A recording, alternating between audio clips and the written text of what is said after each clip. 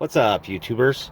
I just got a nice 1993 Land Cruiser, and I ran into my first mechanical problem.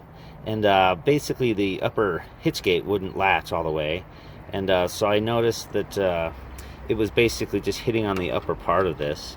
And so, what I am going to go ahead and do is attempt to go ahead and insert some washers in there just as a shim to go ahead and lift this up and see if I can't get that grabbing.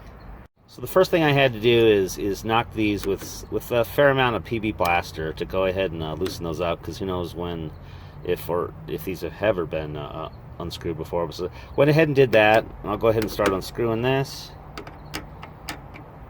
I'm trying to do this one-handed.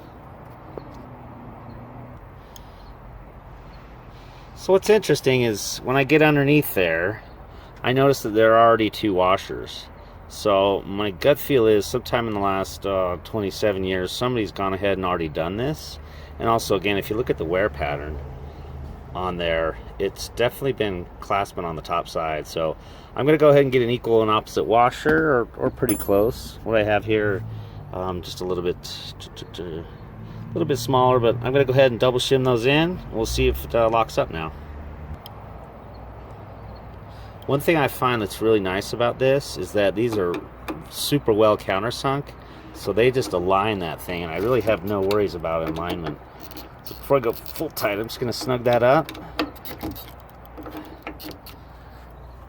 We'll see if this thing now latches. Perfect.